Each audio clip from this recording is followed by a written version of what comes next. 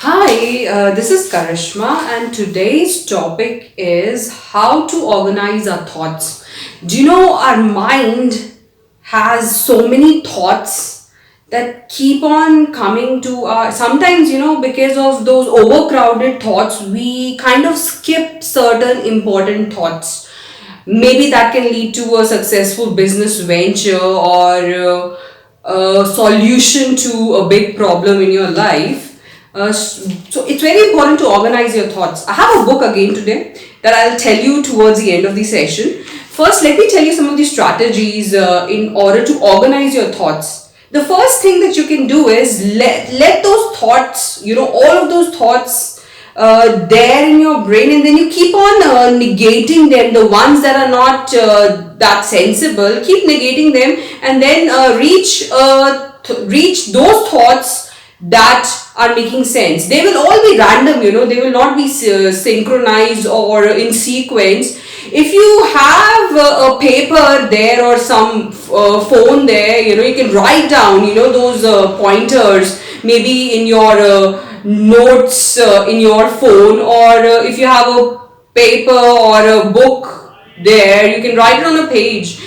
Those random thoughts, write it down, and then later on you can synchronize it, put them in a sequence, because those thoughts will never come in a sequence in your brain. They are all random thoughts. So in a scenario where it's a work project that you're working on, the best way would be if you can know that when is the time when your brain is most active, then you can just know it and write down those jot down those thoughts, ideas that are coming to you, or then you can synchronize and put them in the logical order. Another time, if you do not have a paper and pen and you are in a scenario in an office setting where you have to make a certain assignment or a project, and you have to be quick, then in that process you have to make a structure, your titles to a topic, subheadings to a topic, and then decide what you're gonna cover in those topics. That's the best way to cover any topic.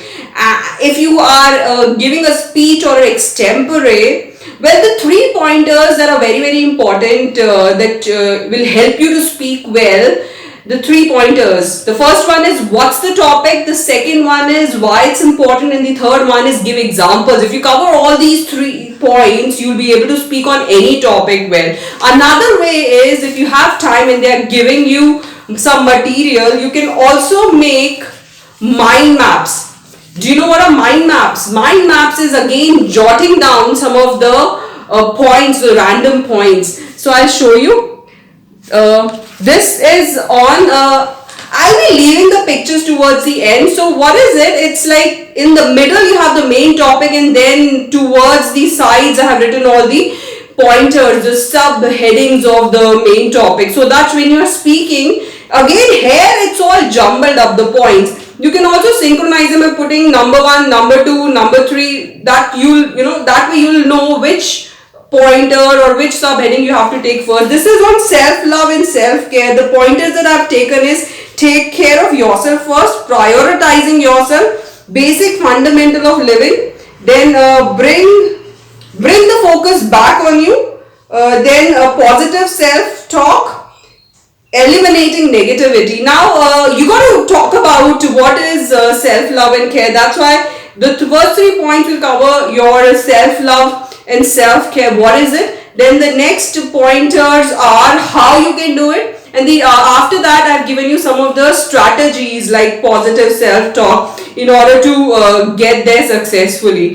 The other one, other mind map is again about finding what you love. There are the other pointers are self-awareness, find your interest, passions. So similarly, the random points I've given, and then you can synchronize them and speak on it properly. This is one way. Mind map is very useful if you get some time and you get a paper or something. Before you start speaking, you can take a deep breath and jot down your pointers and then put them in a sequence. Today's book is The One Thing. This is One Thing by Gary Keller. So this is a book that I'm going to recommend today. This is a very famous, again it's a very famous book. it helps to make you realize that being a master in a particular thing is very important. Do a little with more focus. The mastery of a particular thing will actually lead you to success than keeping your hands in several things altogether. Multitasking is good, but then if you're working on a venture, it's very important to work on that particular one thing. Like there are so many restaurant businesses where the most popular ones are those that have one particular cuisine that is very famous. Like here where I live, there is a famous fish place, and the name is also dedicated to something related to fish, and they serve fish only because they have their expertise in making fish. So today's recommended book is The One Thing by Gary Keller. You can again check it out on Amazon or Flipkart or anywhere. This book will help you again in finding something that you love and being successful in your career. Or thank you. That's it for today.